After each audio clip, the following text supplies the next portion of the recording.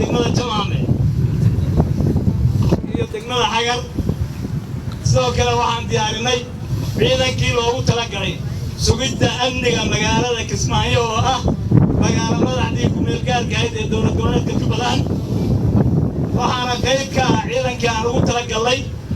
sugidda amniga magaalada Kismaayo ciidanka maanta hortaada taagan sidoo kale waxaan diyaarinay ciidankii gurmadka oo ciidankii gurmadka sida gaarka ah loogu talagalay inuu fuliyo hawlgallada gaarka isla markaana uu gurmado meel kasta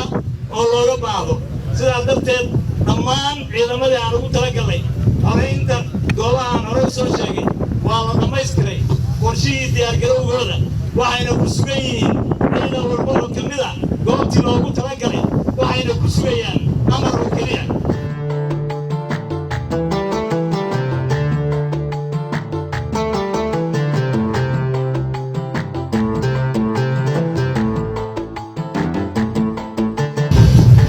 diyaargarowga hawlgalka aynu ku jirno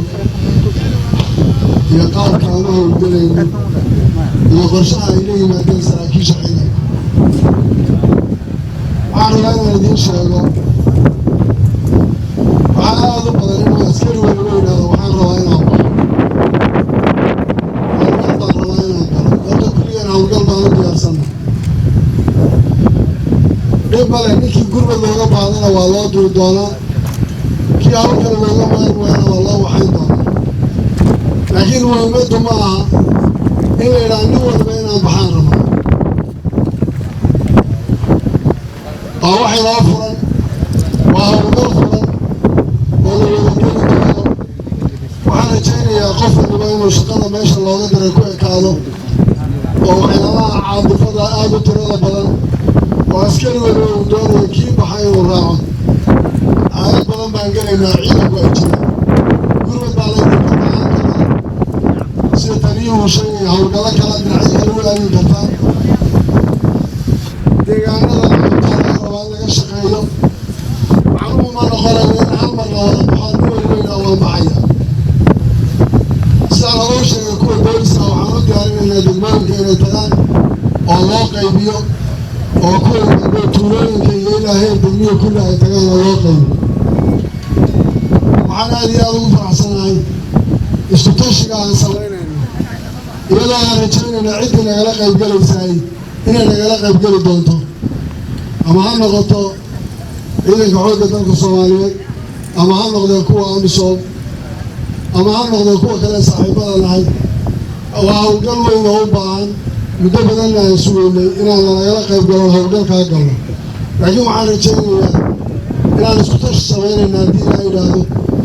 oo ciddiina soo garabgelaysa diyaar baanu nahay laakiin aanaan u fadhiyi doonin in badan oo kale inaan sidii u fadhinoo nidhaaha waxaan sugaynaa inta lala imanay iyo goormay qoladaasi dhaqaaqayaan waan la hadli doonaa ciidanka amisom ee nala degan waanan u sheegi doonaa hawlgalkan shirka ugu soo horeeya hadda dhici doona ee shirkii amniga heer dowlad goboleed inaan bilaabayno ciddii nagu soo raacaysaay inayna soo gaadho waxaan filayaa bilowga hawlgalladan lagu xoreynayay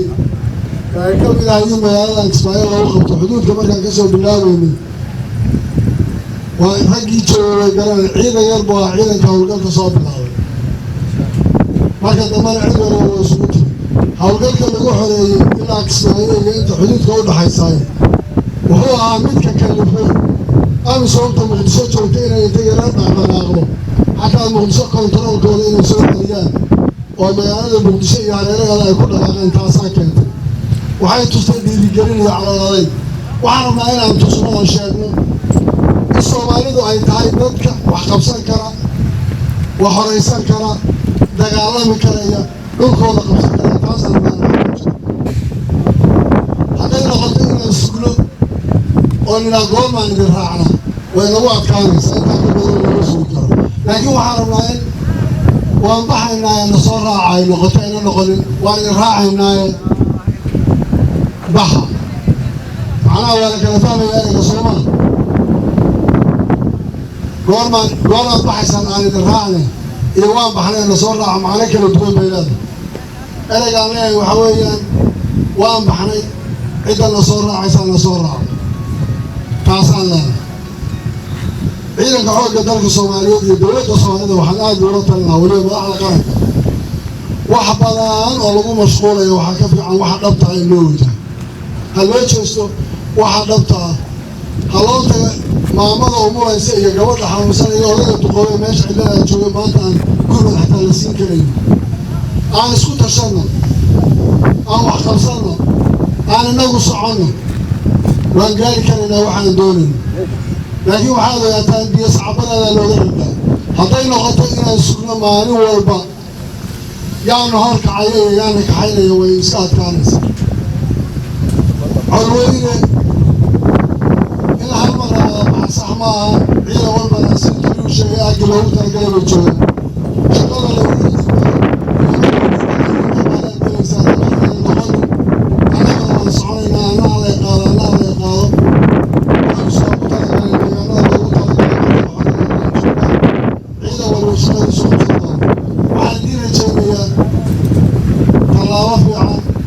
horumar leh weji fiican dadkeena oo maanta aan fursadda siino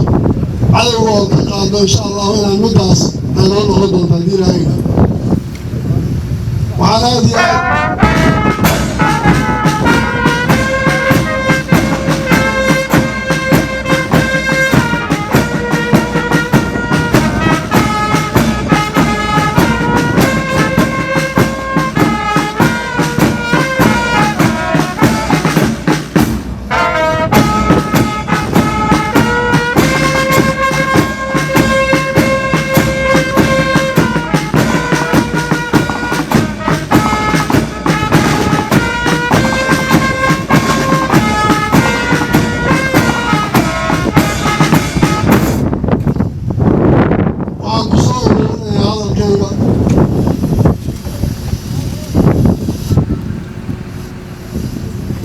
habeen iyo maalin ba isku tashanno waa laynoo yeedhayaa meesha laynooga yeedhayaa inu aqbalno shacabka golaha jooga inoo yeedhaya aan u tagno kuwa weliga jiidkiisa gadaacadu ku haysanayna suuga aan aadno waan ku celinayaa ciidamada aanu soo wadamada badan iyo degan Soomaalida iyo cid walbaba maanta shacabka Soomaaliyeed ciddii wax u tari weydaay waxaan filayaa inay beri waxba u tarin waxaan haynaa 4 sano aanu joognaa jubba koorimaad waxa la yidhaahda hawlgal jubbooyinka lagu hadlaynayo 4 sano waxba u soo kordhinaada maalin walba waxaa la yidhaahdaa bisha soo socotaan hawshaan dhammaynayna waxaan rajeynayaa markaan dhacano in cid walba ina soo raacayso guul baan idiin rajeynayaa waxaan aad ilaah uga baryayaa inaan howlgalkayna inuu guuleeyo waxaan idiin rajeynayaa meeshaan tegi doonaa inay noqon doonto caasimadeedii